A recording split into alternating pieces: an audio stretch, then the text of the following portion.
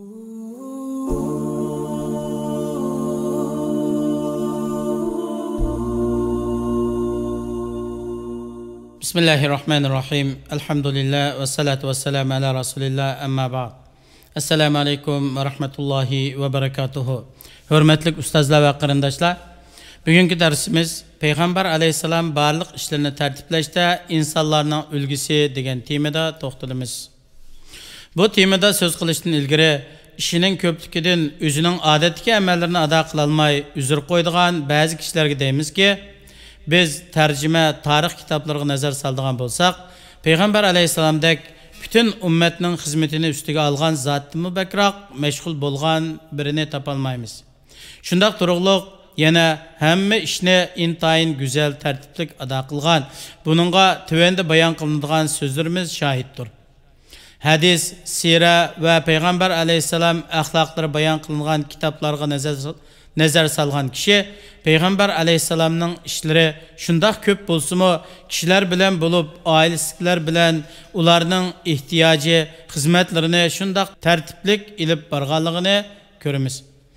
Peygamber aleyhisselam Madinening ichi va sirtida umumiy va xususiy shaklda turli ishlar bilan mashg'ul bo'ladi.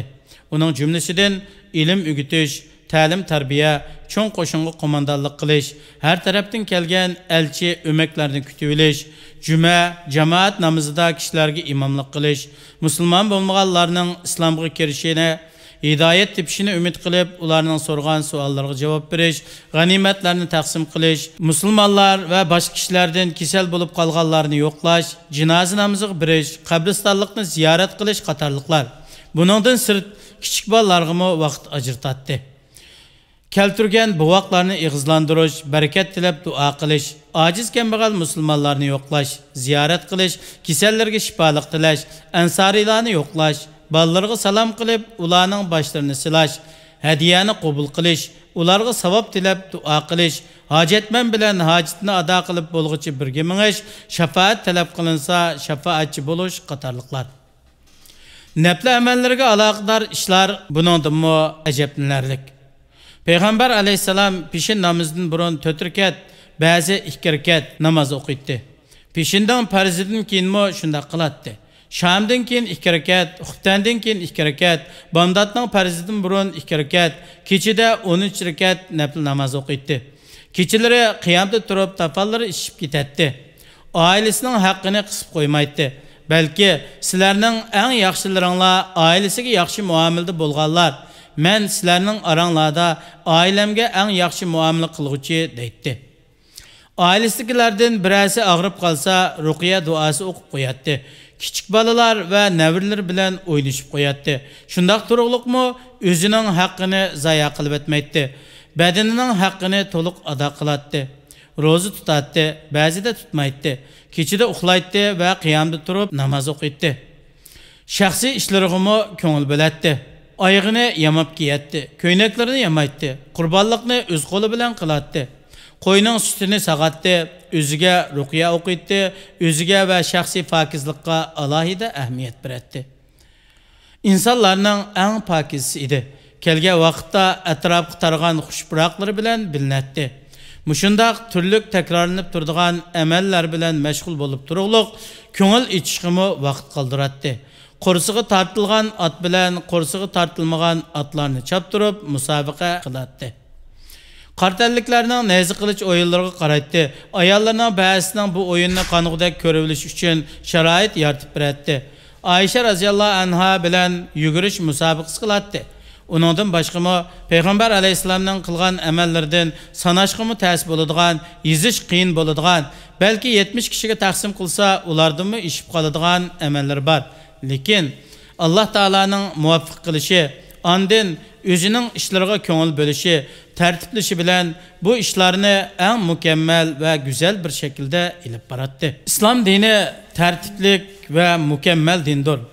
İslamning ishlariga va qonun prinsiplariga ma'rifat ko'zi bilan qaragan kishi islomning barliq umumiy va shaxsiy hukmlarining hammasida tartib va mukammallikka alohida ko'ngil bo'lganligini ko'radi. Masalan, ibadet işlerinde acayip tertip ve inçki intizam var. Bunu tövendeki misal roşelleştirip berdi. İbadetlerden vaqti bekitilgan 5 vaqt namazga o'xshash kunlik, juma namoziga o'xshash haftalik, Ramazon ro'zasiga o'xshash yillik va hajga o'xshash hayotida faqat bir qitim ado qilish farz bo'lgan ibodatlar bor. Kun tutilganda namoz ado qilish va qurg'oqchilikda suv talab qilish namozni o'qishga o'xshash sababga aloqador ibodatlar bor. Hajga o'xshash Makkadan iborat maxsus bir o'rinda ado qilinadigan ibodatlar bor. Ondan şu ibadetteki tertibini o'ylanib baqayli. Bir kecha kunduzda farz qilingan namoz 5 vaqtdir. Bu namozlar arasida qiroatni oshkora o'qiydigan rakatlar va ichida maxfiy o'qiydigan rakatlar bor. 4 rakatlik, 3 rakatlik va 2 rakatlik namozlar bor. Ondan har bir rakatning o'zida o'ylanib baqsaqmi, uni ado qilishdagi go'zal tartibdan hayron qolamiz.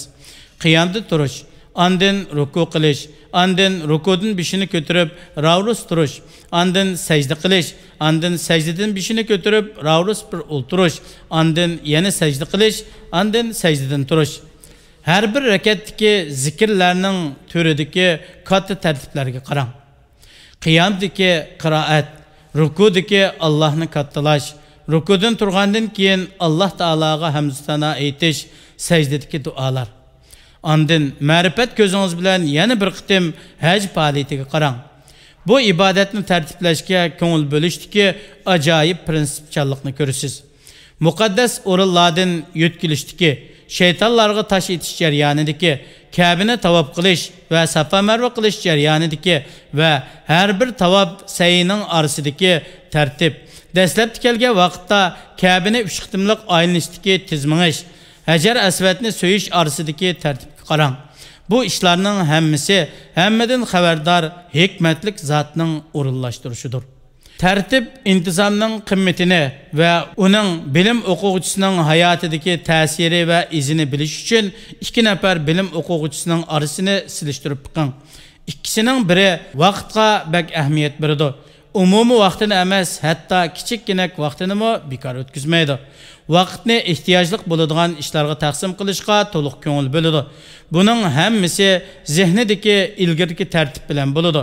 Ondan kunlik, haftalik, oylik va yillik tuzgan plan bo'yicha qiladigan ishlarni tartiblaydi. Allohning fazli bilan ishlarni tartibga ilib borayotganligini, buning bilan vaqtni zoya qilmay maqsadiga erishganligini ko'rasiz. Halbuki ishlarni ratlamagan, qalaymaqan ish qilgan o'quvchini bo'lsa, vaqtini zoya qilib etgan, o'zini va a'zolarini charchitayotgan, balki boshqalarni ham charchitayotgan holatni ko'rasiz. O'quvchi aqida va shariatda ayblangan qalaymaqanchilik sababidan o'ziga va boshqalarga ziyon yetkazadi. Bilim o'quvchisi degan o'zining hamma ishida ulgu bo'lish kerak. Ishlari yaxshi bo'lsa, uning bilan aralashgan kishi yaxshi ta'sir oladi. Cemiyet üçün paydası buludu. Ama onun aksi bolsa, yani yaxşı bolmasa, vaxtini zaya qilib etadigan, özünün ve başkalarının karşısındaki işlerge sel qaraydigan, qalaymaqan iş qildiganligi bilan tonulsa, onun bilan aralashgan kishi yaman ta'sirga uchraydi. Bu cemiyetga ziyonliq buludu. Allah subhanahu ve taala her birimizni, işlerimizni mükemmel, tertiplik ilib birishqa, vaqtimizni zaya qilib etmey, her bir minut vaqtimizni Allah o'zi razi bo'ladigan, yaxshi ko'radigan amal ibadetler bilan o'tkazishga muyassar qilsin. Vassalamu alaykum ve rahmetullahi ve berekatuhu.